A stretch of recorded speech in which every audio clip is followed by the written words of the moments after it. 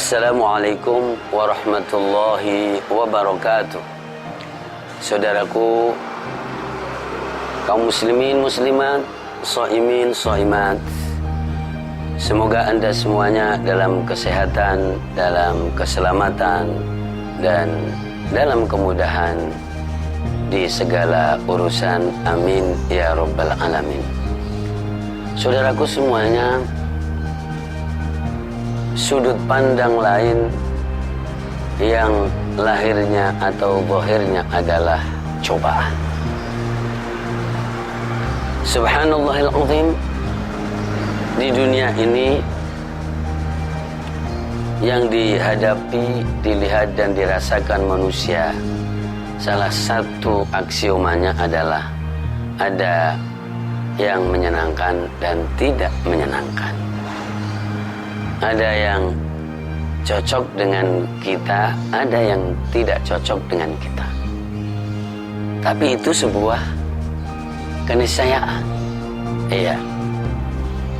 Bagaimana kita memandang sesuatu yang memang sesuai dengan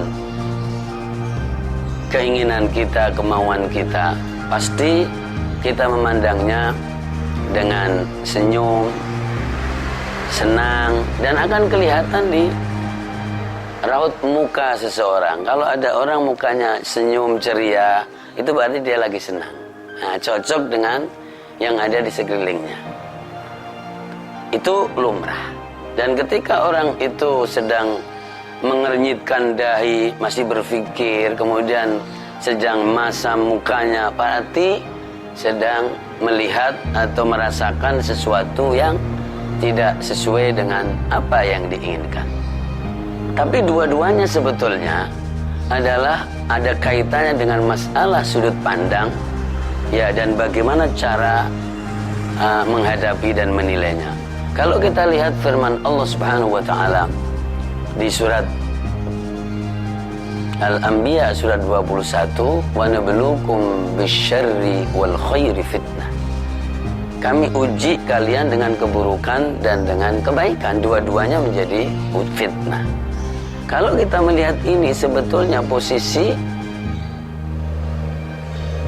ujian dengan keburukan dan dengan kebaikan posisinya sama dari Allah Subhanahu wa taala, dan kita tidak tahu. Jadi apakah kebaikan kita itu ketika diuji yang tidak menyenangkan atau diuji yang menyenangkan? Karena ada juga di keterangan lain bahwa wa asa an takrahu syai'an wa huwa khairul lakum, dan barangkali kamu membenci sesuatu dan sesuatu itu justru adalah yang membuat kamu bahagia dan buat kamu baik.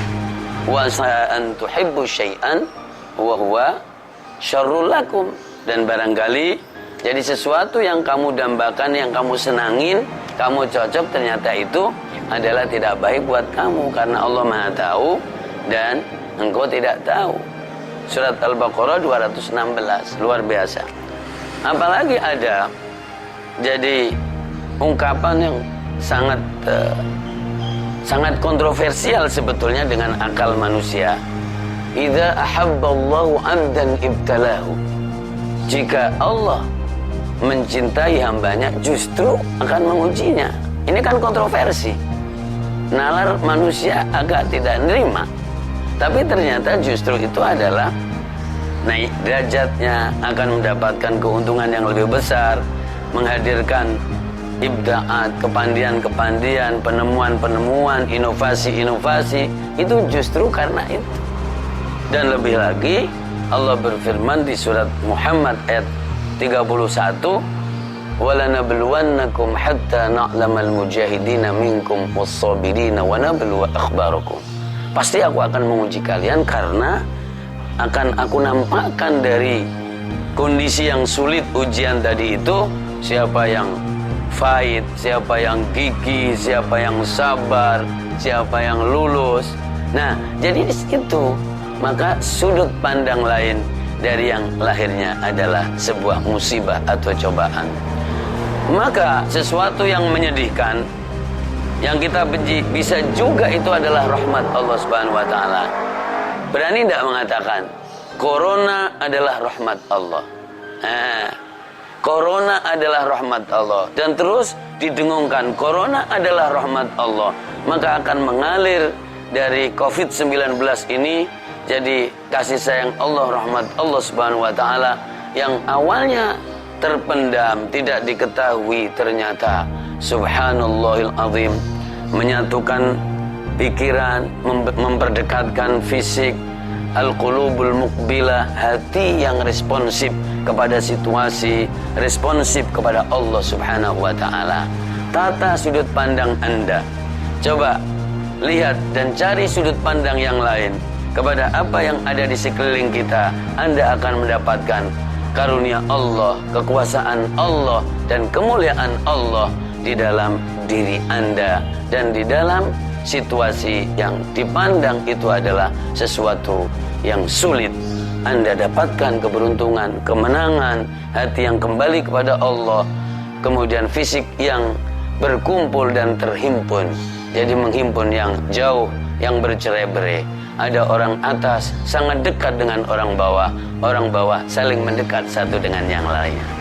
Wallahul muwaffiq ila aqwamit thoriq. Wassalamualaikum warahmatullahi wabarakatuh.